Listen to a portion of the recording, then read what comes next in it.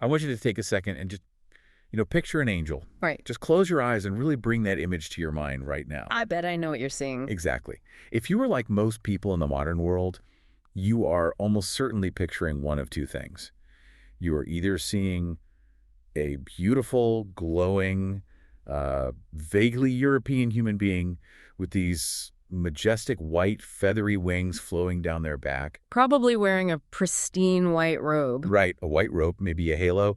Or, Uh-huh. alternatively, you are picturing a chubby little baby, maybe wearing a diaper, just floating on a fluffy cloud and strumming a tiny golden harp. Yeah, the classic Valentine's Day card aesthetic. It is a universally recognizable aesthetic. I mean, it feels very serene, very comforting, and above all, completely safe. Right, safe. Is it the kind of image you put on a greeting card or, a baby's nursery wall to evoke this sense of peaceful protection? But the deeper you dig into the actual historical source material, the more that safe, feathery image just completely shatters. Oh, absolutely. It falls apart entirely. When we look at the ancient texts, the foundational scriptures of the Abrahamic faiths and these mystical traditions cultivated over thousands of years, we do not find chubby babies. We find a mind-bending, vast, and frankly terrifying cosmic architecture. Terrifying is the right word for it. I mean, we are talking about spitting wheels of fire covered in thousands of unblinking eyes. We were talking about multi-faced, chimeric beasts that would look more at home in an intense, science fiction horror movie than on a Christmas ornament. Yeah, the source material is wild. And beyond just their appearances, we uncover incredibly complex political hierarchies, massive cosmic org charts, and these highly specialized departments that literally govern the physics and morality of the entire universe. Because the historical reality of angelology is essentially the study of a staggering celestial bureaucracy. I mean, the gap between the pop culture angel and the scriptural angel is arguably one of the widest theological divides in human history. And that divide is exactly what we are going to cross today. Our mission for this deep dive is highly ambitious. It's very ambitious. We are taking a massive stack of sources covering Judaism, Christianity, and Islam, and we are going to map out the ultimate cosmic organizational chart. We are going to explore the hierarchy, the specific roles, and the deep, intricate connections of angels across these three major traditions. We'll trace how they evolved from ancient tutelary gods and local deities into divine subordinate messengers. Right, and we will profile the executives, the C-suite of the angelic realm figures like Michael, Gabriel, and Lucifer. We will examine the actual mechanics of how and why certain angels decided to break this perfect system and fall from grace. And finally, we will unpack exactly why these invisible ancient beings continue to captivate our modern imagination in books, movies, and television. So to even begin mapping out that hierarchy, we have to strip away centuries of cultural baggage, right? Yeah, we need to go back to the absolute root of the concept, starting with the language itself. Because the word angel is actually a bit of a mistranslation of intent. Let's pull that thread.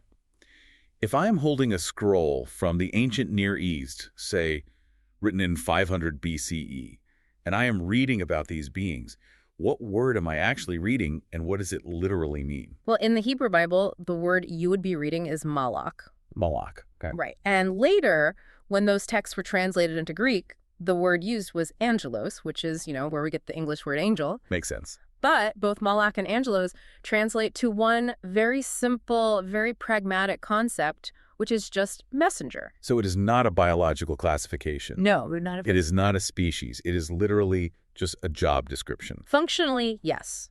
Originally, this term had absolutely nothing to do with what these beings were made of or what they looked like. It was entirely about their utility. We were defined by what they did. Exactly. They were defined by their task. And their primary task, the fundamental reason they exist in these theological frameworks, is to act as an ontological bridge. An ontological bridge. That sounds like something from a graduate philosophy seminar. It does sound a bit heavy, yeah. Let's ground that. What does an ontological bridge actually mean for you and me living in the physical world? Think about the core foundational premise of the Abrahamic faiths. You have a creator who is defined by being infinite. God is transcendent, entirely outside of time and space, completely incomprehensible in his fullness, and overwhelmingly powerful. Right, the ultimate infinite source. Exactly. Then on the other side of the equation, you have humanity and the physical universe. Oh. We are finite, we are physical, we are bound by linear time, and our sensory comprehension is, frankly, extremely limited. Very limited. So the theological problem is, how does an infinite reality-altering creator interact with a finite, fragile creation without completely destroying it? Right. It is a problem of scale and power. Yeah. The way I like to visualize it, it's like trying to plug a standard everyday smartphone directly into the core of a nuclear power plant. That is a great analogy. If you somehow manage to make that connection, the raw surge of energy wouldn't charge the phone. I mean, it would instantaneously incinerate the device. The frequencies are entirely incompatible. Completely incompatible, yeah. To make that connection work, you need a transformer. You need a massive infrastructure of step-down mechanisms to take that overwhelming power and format it into a voltage the phone can actually survive and process. And taking that nuclear analogy a step further, the angels are that entire infrastructure. They are the vital point of contact. Wow. They act as conduits that step down the raw, burning reality of the divine will into a format that the physical universe, and specifically humanity, can perceive without being obliterated. So when God wants to communicate something, Right. When God wants to communicate a revelation, deliver a warning, or alter the course of human history, that intent passes through this angelic translation layer. they are essentially a cosmic internet protocol. Yeah, exactly. They take the infinite, uncompressed data of the divine, format it into manageable packets of information, and deliver it as a localized signal that human beings can receive. Which perfectly explains why, in almost every biblical encounter, the very first thing an angel has to say to a human is, "Do not be afraid." Because even step down, the presence of that energy is utterly terrifying to a mortal mind. Exactly. The sheer terror of those encounters highlights why a system is necessary. You cannot just have one or two messengers managing the interface between the infinite and the finite. You'd need millions of them. Because the universe is infinitely complex, the administrative burden is staggering. You need a highly structured, meticulously organized system. But if we look at the historical record, that rigid structure did not exist at the very beginning of the biblical narrative. Which brings us to the evolutionary roots of the celestial org chart. Because, the elaborate hierarchies we know today with their choirs and ranks took millennia to develop. They absolutely did. If you look at the earliest texts of the Hebrew Bible, the book of Genesis, for example, God's messengers appear, but they are often completely anonymous. They just show up, deliver a message or a localized punishment, and vanish. There is no mention of a massive tiered bureaucracy. Right, it's very ad hoc early on. So, historically speaking, where did the org chart come from? The historical record points to a massive theological paradigm shift that occurred during the Babylonian exile. Okay, set the scene for us. So in the 6th century BCE, the kingdom of Judah was conquered, and a significant portion of the Jewish population was forcibly deported to Babylon. During this period of exile, they found themselves immersed in a completely different cultural and religious environment. Right. Specifically, they came into deep contact with Zoroastrianism, which was the dominant religion of the Persian Empire that eventually conquered Babylon. And Zoroastrianism had a very different way of viewing the spiritual realm compared to early Judaism, right? It was much more structured. Considerably more structured. Zoroastrian theology posited a supreme creator god named Ahura Mazda. But Ahura Mazda did not manage the universe alone. He created 6 primary emanations known as the Amesha-Spentas. The Amesha-Spentas. Right, which translates to the beneficent immortals or holy immortals. Let's clarify emanations for the listener. We are not talking about a pantheon of separate rival gods like you would see in Greek mythology with Zeus and Poseidon, right? Yeah. No, not rival gods. We are talking about extensions of the one supreme god. Think of them like rays of light emanating from a single sun or specialized limbs of a single body. They were distinct entities, but they also personified the core attributes of Ahura Mazda concepts like highest truth, bountiful spirit, and holy devotion. Okay, I see. More importantly, these Amesha-Spentas were functional. They aided in creating the physical universe, and they each had specific domains they oversaw, like the protection of water, earth, or plants. Beneath them were armies of lesser spirits. Oh. So this Persian concept of a highly organized, functional spiritual realm operating beneath one supreme creator profoundly influenced Jewish thinkers in exile. It provided a much-needed framework. The Israelites already believed in spiritual beings and messengers, but encountering the Zoroastrian system likely gave them the structural blueprint to organize their own cosmic theology. And the fascinating thing is, we don't just have to guess that this happened. We can actually see the theological evolution happening right there in the ancient manuscripts. There is a specific textual shift in the book of Deuteronomy, chapter 32, verses 8 and 9, that perfectly illustrates this transition. Deuteronomy 32 is a crucial piece of evidence for this transition. If you examine the oldest available manuscript traditions, such as the fragments found among the Dead Sea Scrolls, the text describes the Most High dividing up the nations of the earth. And it explicitly says, he set up the boundaries for the peoples according to the number of the sons of God. Now, in the ancient Near Eastern context, sons of God was a specific phrase referring to the divine council. Yes, the divine council. The idea was that every human nation was assigned to a different subordinate deity, the patron spirit. So Egypt had its god, Moab had its god, but the text makes it clear that the nation of Israel is assigned directly to Yahweh as his personal portion. But fast forward a few centuries to when the Hebrew Bible was being translated into Greek. The monumental translation project known as a Septuagint, which began around the 3rd century BCE. Right. When the translators hit that exact verse in Deuteronomy, they made a deliberate, massive theological pivot. They did not translate it as sons of God. They translated it as the angels of God. That is not just a minor editing choice. None at all. Changing sons of God, which implies minor deities, into angels, meaning mere messengers, completely rewrites the cosmic power dynamic. Why would the translators make that specific change? It was driven by the strict, unyielding monotheism that had solidified within Judaism after the exile. If your foundational belief is that there is only one true sovereign God over all creation, you simply cannot have other literal gods running around managing foreign nations. Right, it threatens the absolute sovereignty of the Creator. Exactly. However, you also cannot ignore the reality that surrounding cultures fiercely worship their own spiritual patrons. So the theological solution was assimilation and demotion. It is the ultimate corporate buyout.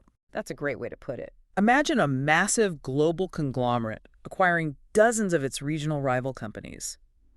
When the buyout is complete, the conglomerate does not just fire all the old rival CEOs. That would leave immense infrastructure unmanaged and cause absolute chaos. Right. Instead, the supreme CEO simply demotes them. They were stripped of their executive power.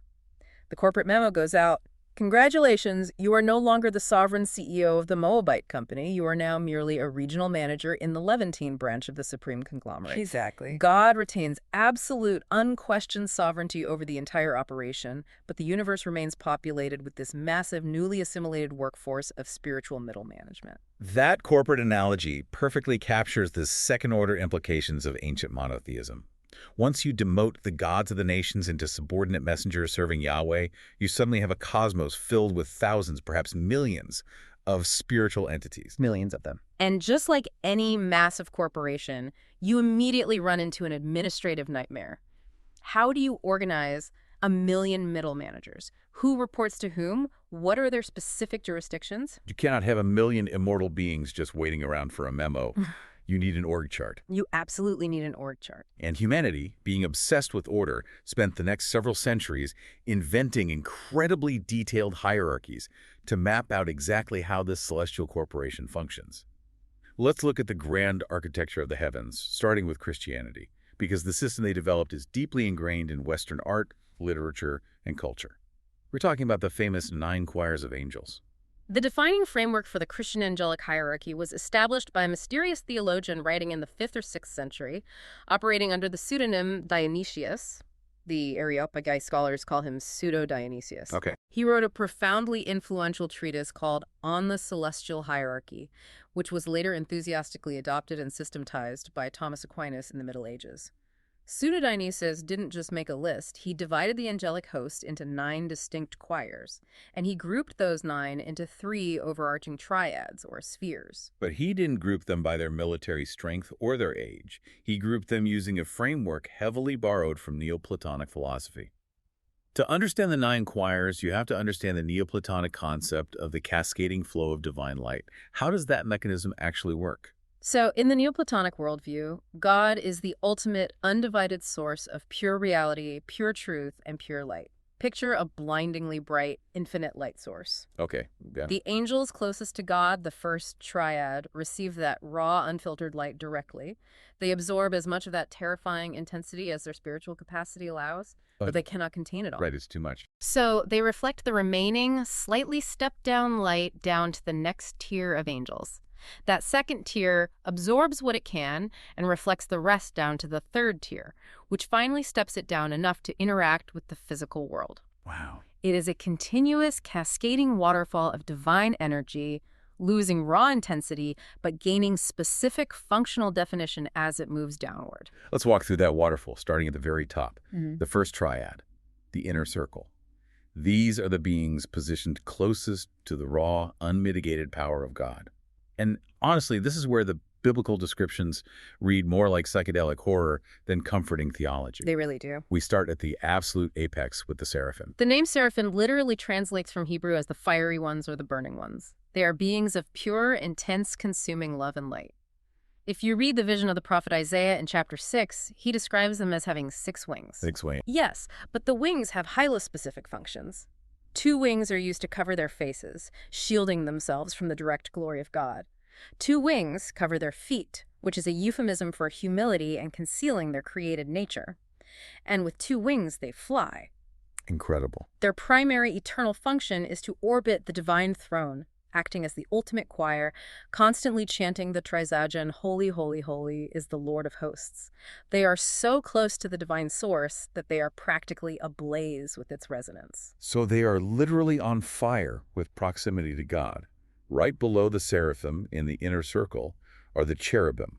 Now, this is where we have to explicitly evict the chubby Renaissance babies from our minds, right? No, entirely. The babies have to go. True biblical cherubim are absolute powerhouses. They are the guardians of divine light and the keepers of the fullness of cosmic knowledge. When Adam and Eve are expelled from the Garden of Eden in Genesis, God does not put up a gate.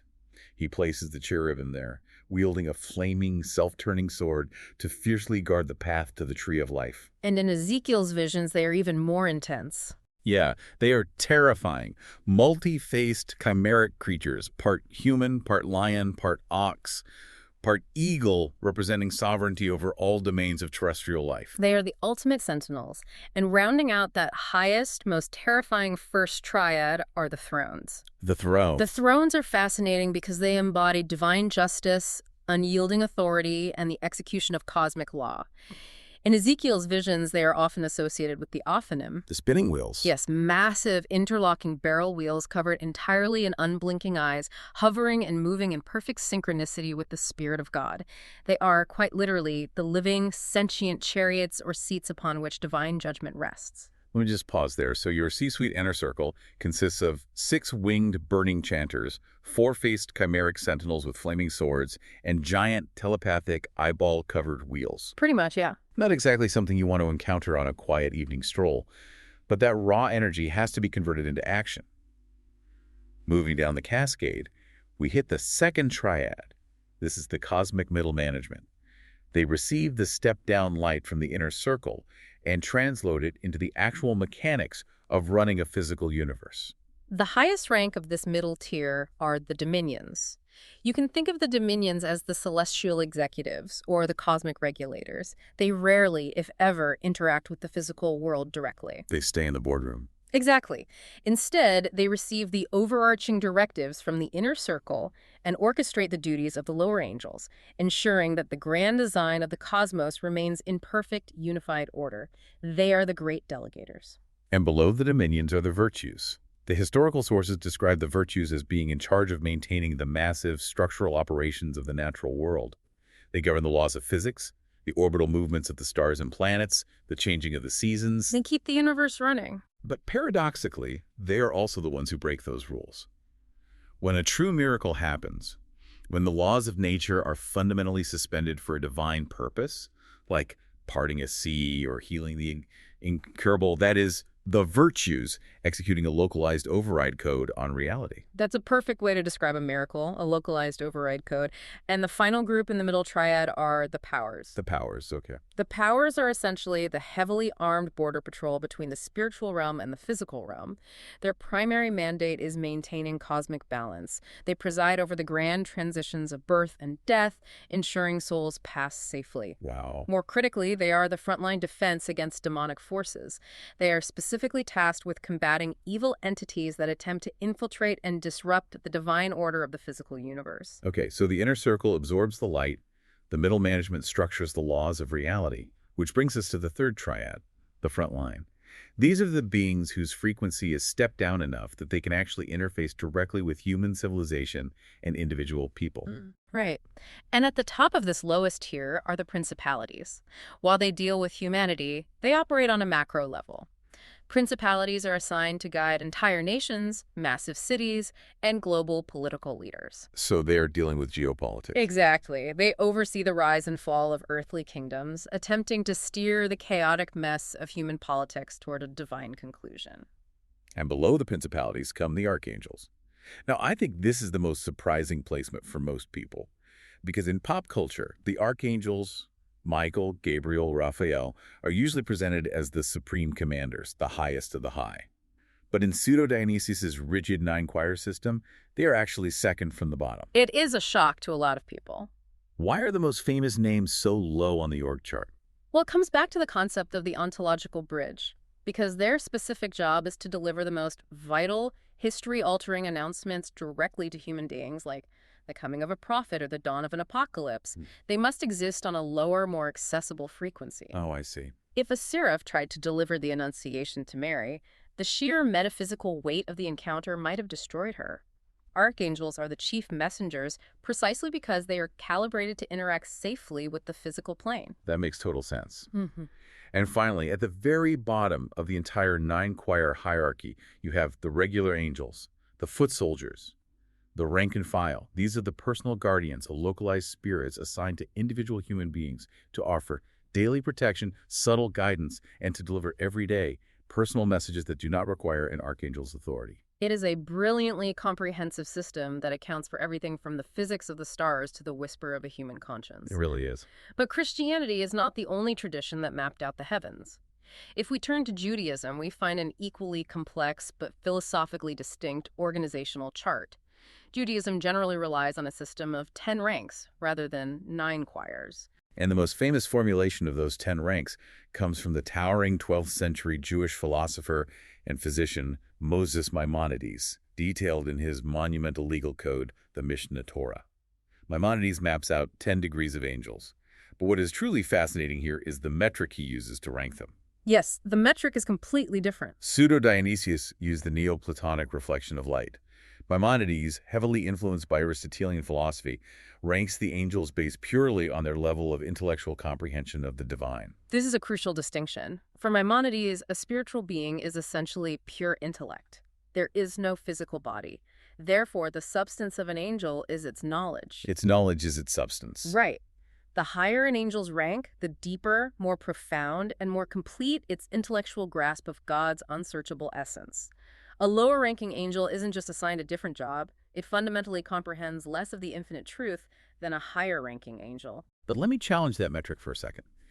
How do you measure a completely spiritual being's comprehension? Does a rank 10 angel simply lack the processing power to understand the grand plan? Or is it deliberately shielded from the truth so it can function at a lower level without being overwhelmed? That's a great question. In Maimonidean thought, it is about capacity, not artificial shielding. Just as human minds have different capacities for grasping complex, abstract mathematics, angelic intellects have fixed, varied capacities for grasping the infinite reality of God. Okay, I follow you. The highest rank, the Chayot HaKodesh, or the holy living creatures, comprehend God's truth to the absolute maximum limit that a created, non-divine intellect can achieve. Their knowledge is their power. Let's look at the labels Maimonides gives to these 10 ranks of comprehension, because the Hebrew names are incredibly evocative and poetic. At rank 1, the highest intellects, you have the Chayot HaKodesh. Rank 2 are the Ophanim, the wheels of Ezekiel. Right, the wheels. Rank 3, the Erelim, translated as the valiant ones or the courageous ones. Rank 4 is perhaps my favorite, the Chashmam. Oh, that's a fascinating one. The root of the word is debated, but it is often translated as flashing lights, or beautifully paradoxically speaking silence.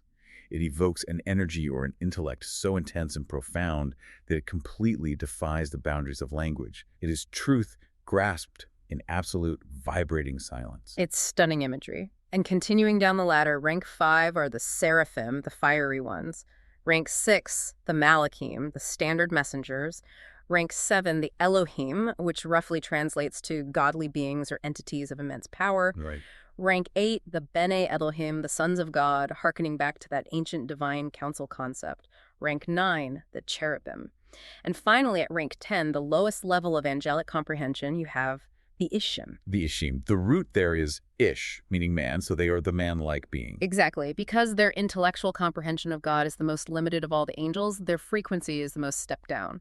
According to Maimonides, whenever a prophet in the Hebrew Bible speaks face-to-face with an angel, it is almost invariably one of the Ishim. Their nature is just close enough to human intellect that a stable two-way communication channel can be open without the prophet losing their mind. So we have the Christian cascade of light and the Jewish hierarchy of intellect.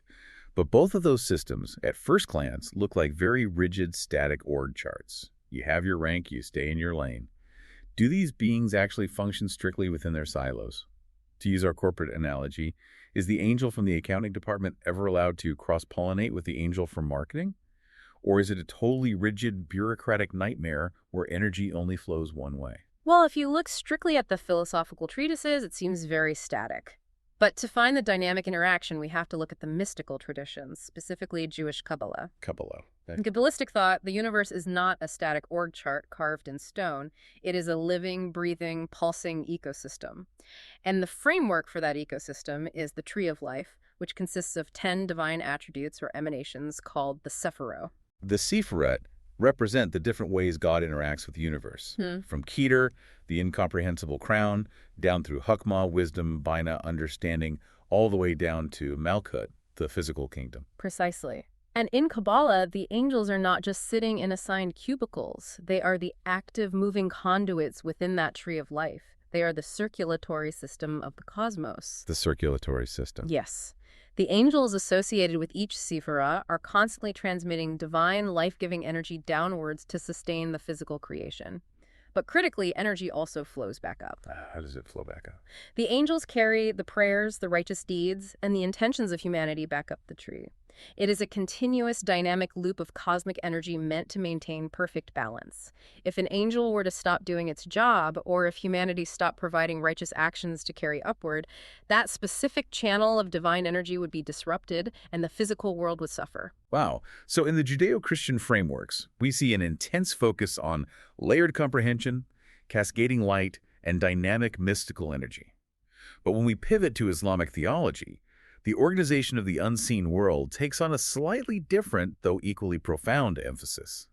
It relies less on layered philosophical comprehension and intensely focuses on strict, absolute obedience and highly specific functional duties. Yes, Islamic angelology is incredibly detailed, highly systematic, and absolutely central to the faith belief in the angels, is actually one of the 6 articles of faith in Islam. Right. To truly grasp the Islamic system, we must first understand their fundamental taxonomy of sentient creation. According to Islamic tradition, Allah created 3 distinct categories of intelligent beings, each derived from a different foundational element. Okay, let's break this down. Humans, famously, were created from clay or earth. The jinn, which are unseen, often capricious spirits that share the human trait of possessing free will, were created from smokeless fire. But the angels, known in Arabic as the malaika, were created from a completely different substance, nur. Nur, meaning pure divine light. Not the physical light of a star, but an ontological spiritual light. Pure light. And because their fundamental substance is no, they possess absolute unblemished purity. They do not have physical needs. They do not eat. They do not drink. They do not sleep. And they do not procreate. They are purely spiritual. But the absolute most crucial distinction, the axis upon which Islamic angelology turns, is that angels possess absolutely no free will. None at all. None. They are utterly incapable of disobeying Allah. They do not possess the psychological mechanism to harbor doubt, ambition, or rebellion.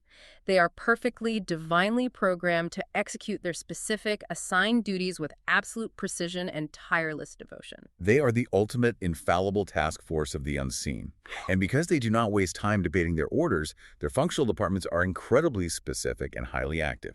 Let's walk through some of these key groups because it paints a picture of a universe where absolutely nothing from the macro to the micro is left to chance. We begin at the absolute zenith of the cosmos, with the Hamalat al-Arsh. These are the bearers of the throne. According to Islamic tradition, these are angels of incomprehensible size and power, whose sole, eternal, monumental task is to carry the physical manifestation of Allah's throne, constantly praising His majesty. Just massive beings. The scale of these beings is meant to boggle the human mind, reflecting the unimaginable greatness of the God they carry. But the system scales down from the cosmic throne directly to the individual human life. You have the Hafaza and the Muwakibat. These are essentially your personal divine security detail. Right, your guardians. They are guardian angels who operate on a shifting, tightly regulated watch, one group for the day, one group for the night. Their mandate is to protect you from unseen harm, accidents, and demonic interference, right up until the exact moment a specific hardship or death is divinely decreed for you. At that moment, they simply step aside to let the will of Allah pass. And alongside that physical protection is an intense regime of spiritual record-keeping. Every single human being, from the moment they reach the age of accountability, is assigned a pair of recording angels called Raqib and Atid. Raqib and Atid. Traditionally, they are conceptualized as sitting directly on your shoulders. Raqib, positioned on the right, is tasked with recording every single good deed, every act of charity, and every positive, pious thought. Atid, stationed on the left, writes down every bad deed, every spoken lie, and every sin. I want to pause and just think about the immense psychological weight of that concept. Think about how deeply personal that makes the entire cosmic system feel for you as a listener. You are not just an anonymous face in a crowd of 8 billion humans hoping God might occasionally glance your way. Not at all. You literally have a dedicated, infallible, spiritual administrative team assigned specifically to your shoulders, taking meticulous notes in real time on everything you do, everything you say, and even the secret intentions of your heart. They are creating the ultimate, indisputable ledger of your life for the day of judgment. It completely annihilates the concept of being alone or having private sins. Theologically, that is exactly the point. It is designed to cultivate taqwa, a profound, constant state of God consciousness and accountability. You behave differently when you know the ledger is actively being written. Oh, absolutely. And that accountability does not pause when you die, it actually intensifies. In Islamic tradition, the moment the burial is complete and the mourners walk away, the deceased is visited in the grave by two terrifying, severe angels named Munkar and Nakir. So the grave is not just a place to rest in peace. It is the first stage of the afterlife, and it starts with an interrogation. An intense interrogation. Munkar and Nakir do not look like comforting guardians. They are described as having eyes like copper cauldrons and voices like thunder. That is terrifying. They sit the soul up in the grave and test their fundamental faith by asking three core questions. Who is your Lord? What is your religion? And who is your prophet? And I imagine they aren't looking for a nuanced theological essay. They are reading the fundamental truth of the soul. Depending on how you answer, which is dictated by how you lived your life, your experience in the grave dramatically shifts. It either expands into a spacious, illuminated window previewing paradise, or it constricts, becoming a preview of the crushing torment of hell. And speaking of hell, there is an entire administrative department for that as well. The Zabanya are the fearsome enforcers and tormentors of the fire.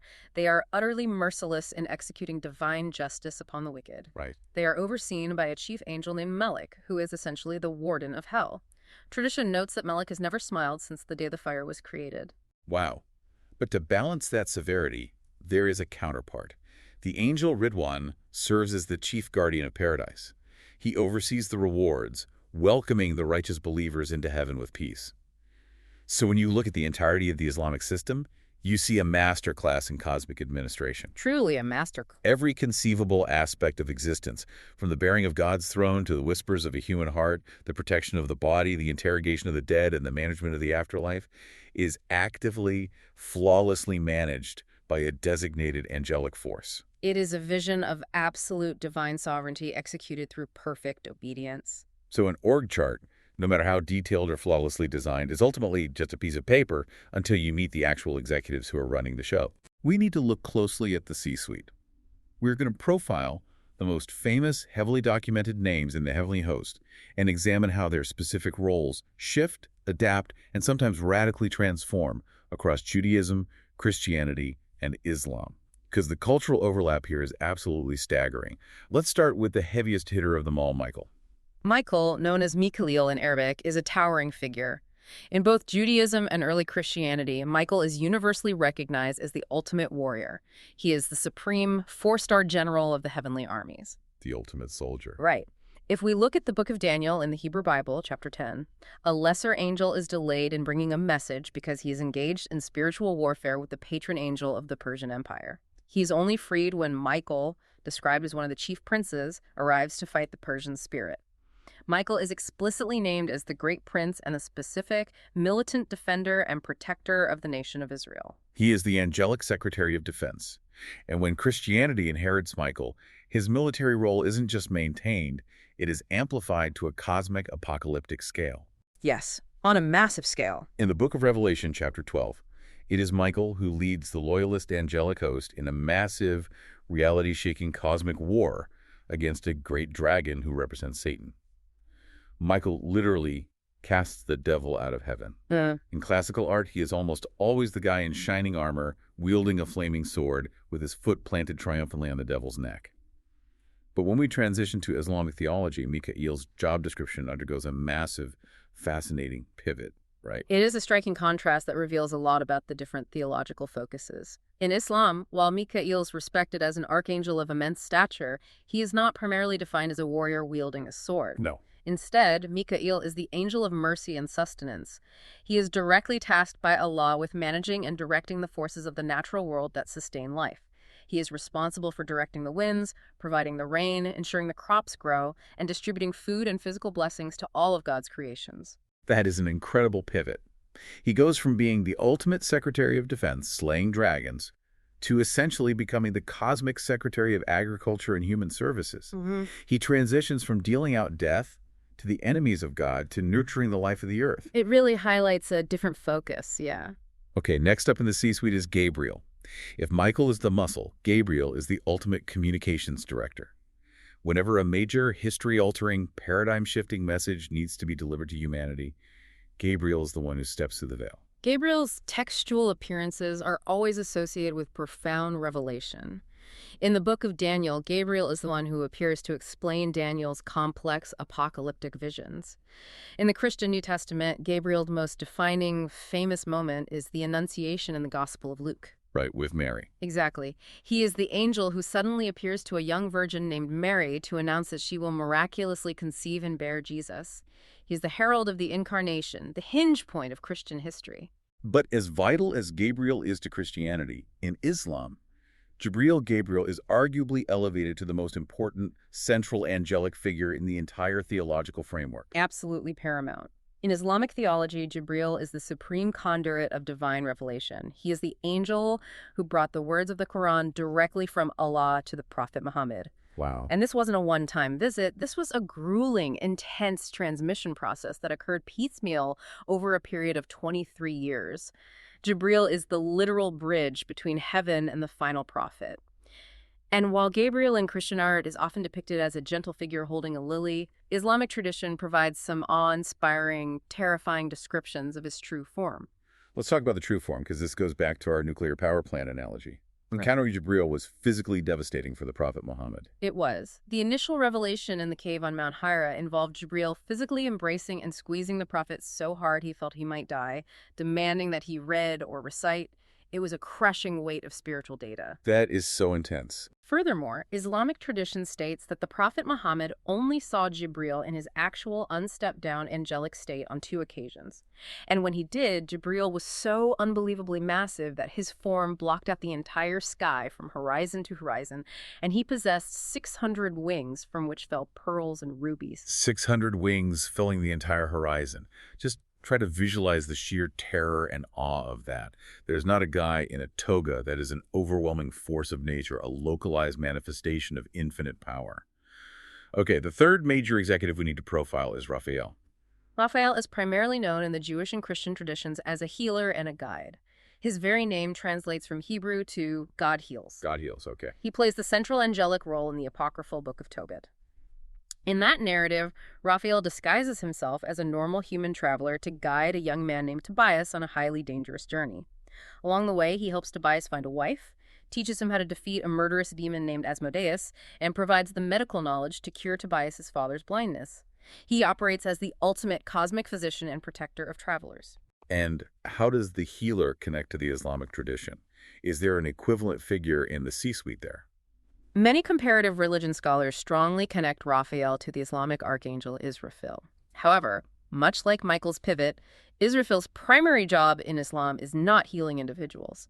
He holds one of the most solemn, terrifying duties in all of creation. Which is? Israfil is the massive angel who stands constantly, eternally ready, with a cosmic trumpet or horn held to his lips, his eyes fixed on the throne, waiting for the singular command from Allah.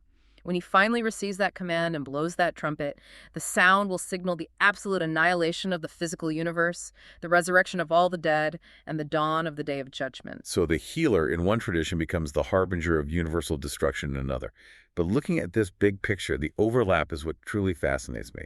You have Michael, Gabriel, and Raphael, these three major named figures appearing across Judaism, Christianity, and Islam. Yeah, the common thread is undeniable. Despite centuries of intense theological debate, despite holy wars, despite profound disagreements on the nature of God and salvation, the foundational cultural understanding of who is managing the universe's C-suite is remarkably shared. We all essentially agree on the names of the executives. It speaks to a deep, shared, and incredibly resilient spiritual heritage rooted in the ancient Near East. These figures, these archetypes of the warrior, the messenger, and the healer or herald, were so culturally embedded and psychologically necessary that every subsequent Abrahamic tradition had to incorporate them into their own specific theological framework. Okay, speaking of the C-suite, we absolutely have to talk about the wild card. Because there is one figure in this hierarchy who completely breaks every single rule we just established. He is the ultimate anomaly in the celestial org chart. You were talking about Metatron. Yes, Metatron. First of all, let's acknowledge that is the best name for an angel, hands down. It sounds like a transformer. It really does. But his backstory, his origin, is unlike any other angel we have discussed. Every other angel was created out of light or fire at the dawn of time. Metatron is different. Metatron is incredibly unique, primarily found in Jewish mystical texts, the Talmud, and deeply explored in Kabbalah, particularly in a text known as 3 Enoch.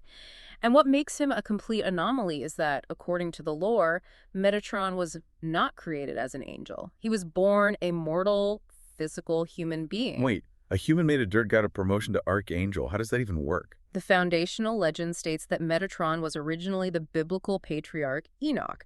Enoch was the great-grandfather of Noah. And in the book of Genesis, chapter 5, verse 24, there is an incredibly brief, highly cryptic sentence about him. It simply says, Enoch walked faithfully with God, then he was no more because God took him away. That's it. That's it. Unlike every other patriarch listed in that genealogy, the text does not say, and then he died. Mystical traditions seized upon that omission and expanded it immensely. So what did the mystics say happened to him? They claim that because Enoch was so perfectly righteous, so attuned to the divine will in an era of intense wickedness, God simply bypassed death entirely.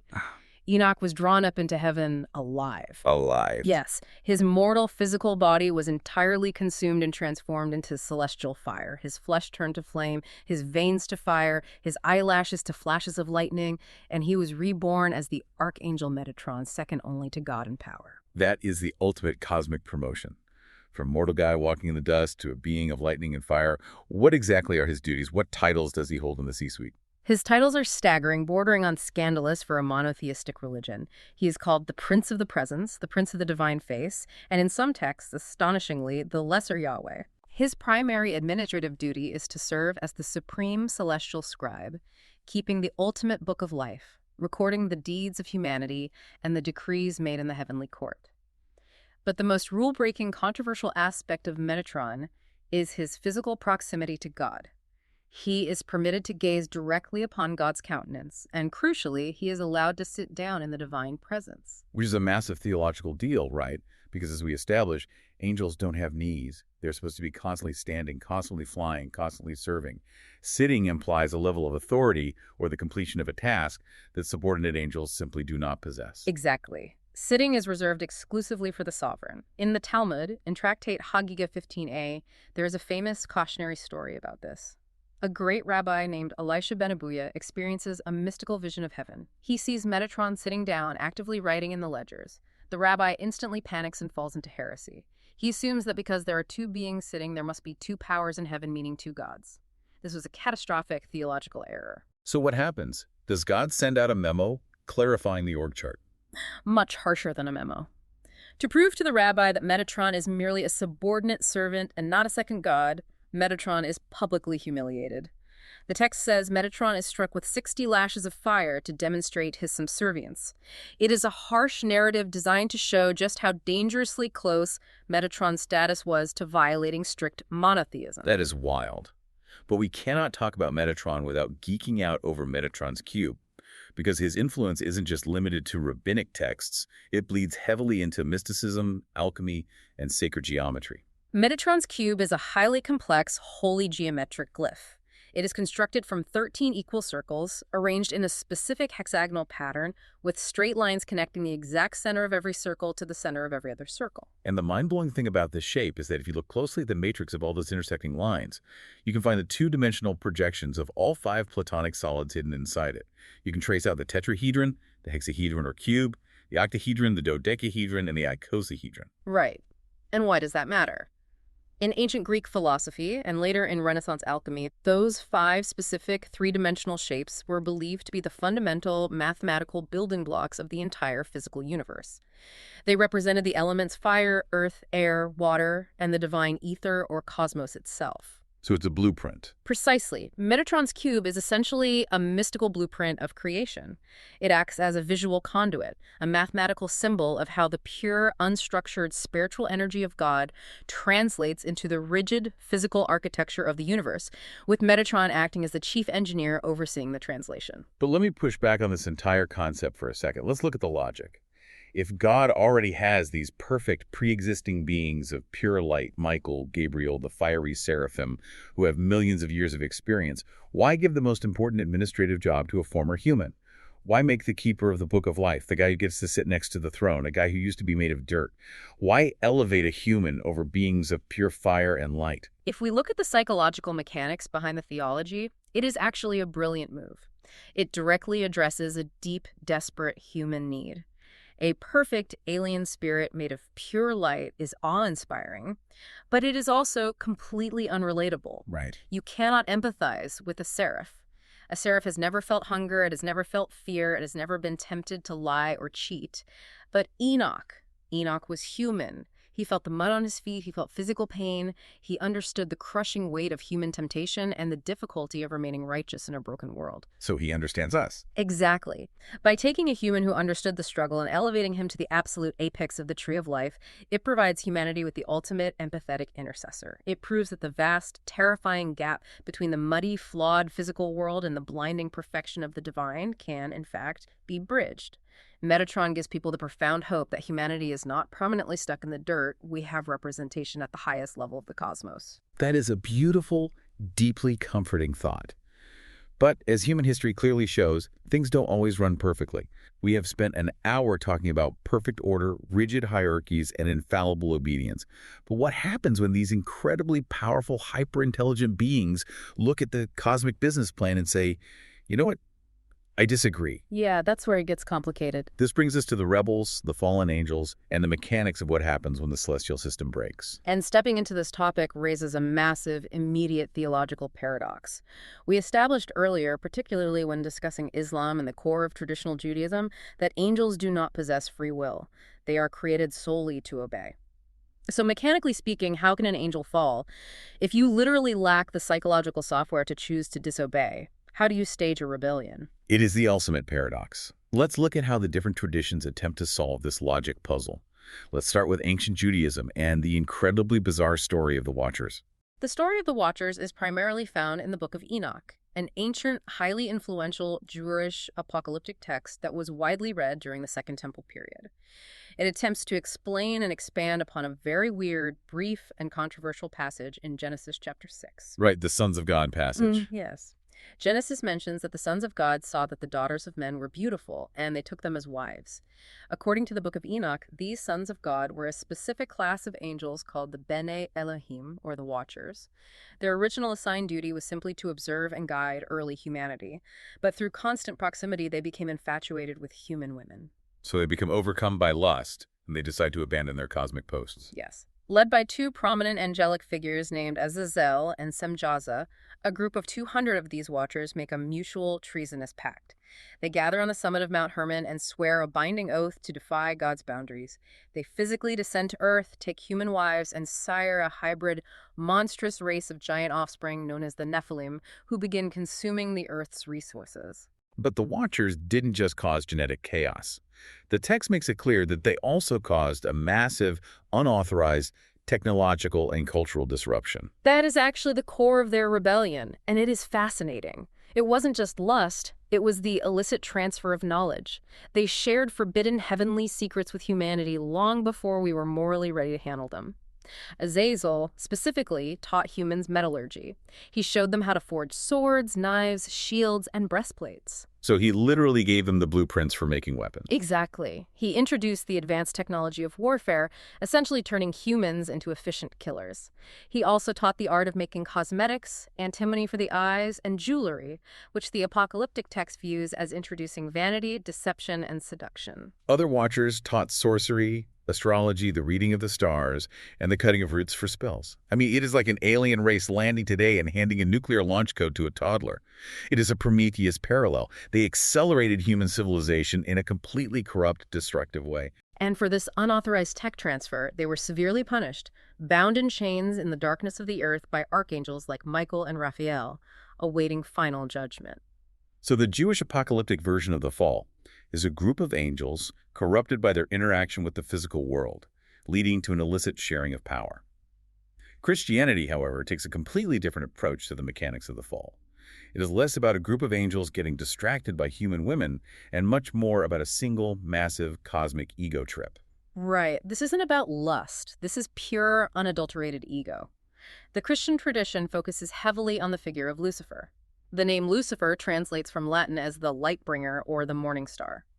In classical Christian theology, drawing heavily on allegorical interpretations of passages in Isaiah chapter 14 and Ezekiel chapter 28, Lucifer was not a low-level watcher. He was the highest, the most beautiful, the wisest, and the most powerful of all the created angels. The absolute top of the hierarchy. He was likely a cherub or a seraph, standing directly in the unfiltered light of God. But his absolute perfection is exactly what caused a catastrophic system failure. The specific mechanism of his fall was hubris, pride. Right. He looked at his own staggering beauty and immense power, and he looked at the throne of God, and he made a calculation. He said in his heart, I will ascend to the heavens, I will raise my throne above the stars of God, I will make myself like the Most High. He didn't want to serve the system, he believed he was capable of ruling the system. He rebelled against the divine order, convinced his intellect was superior. This hubris sparked a literal civil war in heaven. Lucifer led a faction of sympathetic rebel angels against Michael and the loyalist forces. He lost that war, of course. He was cast down like lightning from heaven, stripped of his position, and became Satan, the adversary, the prince of darkness. His rebel followers were deformed into demons. It is a rebellion rooted purely in the desire for supreme sovereign power. Now, how does Islam handle this rebellion narrative? Because as we established in our discussion of Nur, Islamic theology is incredibly strict about angels having absolutely zero free will. They literally cannot rebel. So who is the bad guy? This is where Islamic theology uses very precise categorization to solve the paradox. The primary cosmic adversary in Islam is Iblis. But the Quran makes a very clear, crucial distinction. In Surah Al-Kahf, Iblis is technically not an angel. He is one of the jinn. Ah, okay. And as we recall, jinn are made of smokeless fire, and unlike angels, they do possess free will. They can choose to obey or disobey. But if he is a jinn, what was he doing hanging out in the C-suite of heaven with all the angels in the first place? Because Iblis, before his fall, was incredibly famously pious. He worshipped Allah so fervently and possessed such profound knowledge that he was elevated by God into the elite company of the angels. He essentially earned his way into the highest ranks through sheer devotion. Okay, I see. But the breaking point came when Allah created Adam, the first human, from clay. Allah commanded all the beings in heaven to bow down to Adam, not in worship, but out of respect for God's new creation. The angels, having no free will, immediately prostrated themselves. Right. But Iblis, having free will, stood his ground and refused. And his reasoning wasn't that he wanted to overthrow God. His reasoning was pure ontological racism and arrogance. Exactly. When Allah asks him why he refused to bow, Iblis replies, I am better than him. You created me from fire, and you created him from clay. In Iblis's mind, fire is an inherently superior, pure element compared to muddy dirt. Why should a creature of fire submit to a creature of mud? Because of this profound arrogance and jealousy, he is cast out of divine favor and becomes Shaitan, the primary misleader of humanity. He didn't rebel against God's power, he rebelled against God's judgment regarding humanity. Now, you mentioned earlier that Islam does have a fascinating story about actual angels interacting with temptation, and that is the story of Harut and Marut. Tell us about them, because this provides a completely different mechanical explanation for why angels might be involved in bad things without actually falling. Harut and Marut are mentioned in Surah al-Baqarah in the Quran. They were two literal angels sent down to the ancient city of Babylon. But they were not rebels like the Watchers, and they weren't driven by ego like Lucifer. They were sent down by Allah as a deliberate, authorized test for humanity. They possessed the divine knowledge of sorcery, magic, and illusion. They would teach this magic to the people of Babylon, and this is the absolute crucial mechanism of the test, before they taught a single spell to anyone, they were obligated to clearly warn the human, "We are only a test, therefore do not lose your faith. Do not use this knowledge to cause harm or to separate husbands from their wives." They were essentially a divine sting operation. They handed humans a loaded gun, clearly said do not shoot anyone with this, Yeah. and then waited to see what the humans would do. Exactly. And of course, the people of Babylon learned the magic and immediately used it for selfish, destructive purposes. The angels, Harut and Marut, did not fall or sin. They flawlessly executed their duty as instruments of divine testing to see if humans would choose obedience or the intoxicating allure of forbidden power. You know, looking at all these rebels and tests, Lucifer, Azazel, Iblis, it reminds me so intensely of a classic modern science fiction trope. The rogue artificial intelligence. Think about the mechanics.